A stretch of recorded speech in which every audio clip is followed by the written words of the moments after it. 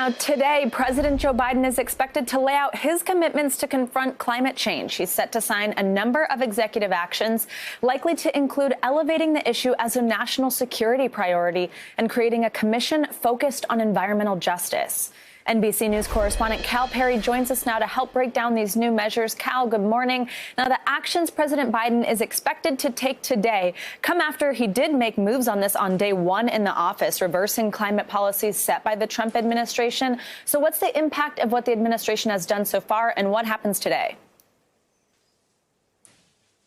Absolutely. We saw a lot of activity right on January the 20th, something that made climate activists very happy because it reinstituted a lot of policies that former President Donald Trump had taken away. We can put up our first graphic showing you the sort of three main points of what happened on day one. People are, of course, familiar with the Paris Accords, though I have to tell you there's been a shift of policy and politics and thinking when it comes to the Paris Accords. It may surprise you to hear that the American Petroleum Institute is now in favor of the Accords. So is Shell, BP, and Exxon. It really was Donald Trump, former president, and some of his supporters that were so violently against that accord because they said it would cost jobs, which, of course, is not true. That is now a defuncted report. The third thing on that graphic is an agency review of Trump regulatory policies. This is very important. We have a new head of the EPA now, and they're going to be looking specifically at vehicles drilling wells in places like Texas and New Mexico, which actually release methane gas into the air. It is incredibly devastating for the environment, and they're going to be looking at power plants. So those regulations that Donald Trump rolled back, that's something the Biden administration is going to take very seriously, they say. And Cal, what's the reaction been like to all these climate actions? Look, when you talk to climate activists, they'll tell you that these are all, again, the opening moves in a chess game. That's what somebody told me yesterday, that these are the sort of obvious things, and we can put up what we expect to hear today. You mentioned environmental justice. That's not on this list. That is going to be key this afternoon when we hear these announcements from the White House, but also things like making climate a national security priority. This forces intelligence agencies, the DOD, to include climate in their risk assessments. 30 by 30 is something they say, climate activists, to conserve 30% of federal lands and waters by the year 2030, and to suspend a lot, if not all, of those leases on federal lands for oil and natural gas, something that is very important to climate activists. Take a listen to TIERNAN SITTENFELD. She is the Senior Vice President for Governmental Affairs at the League of Conservation Voters.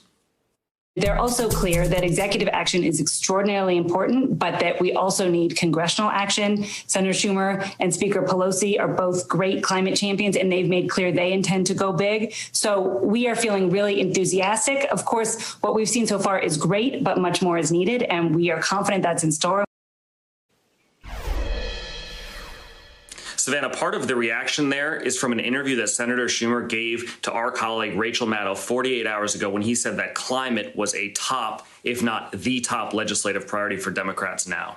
And Cal, how's the Biden administration presenting these plans on the international stage? They're enlisting the help of former U.S. Secretary of State John Kerry, who has an excellent reputation amongst diplomats around the world from work he's done in the past. He gave what I believe was a stunning address, again, about 48 hours ago to world leaders. Take a listen to just a portion of that. 3 years ago, scientists gave us a pretty stark warning. They said we have 12 years within which to avoid the worst consequences of climate change. Now we have 9 years left, and I regret that my country has been absent for 3 of those years. So much of what you are going to hear and see today is the United States announcing to the international community that they are once again, taking this very seriously. Guys. All right, Cal, lots to watch for today. Thank you so much. Hey, NBC News viewers, thanks for checking out our YouTube channel. Subscribe by clicking on that button down here and click on any of the videos over here to watch the latest interviews, show highlights, and digital exclusives. Thanks for watching.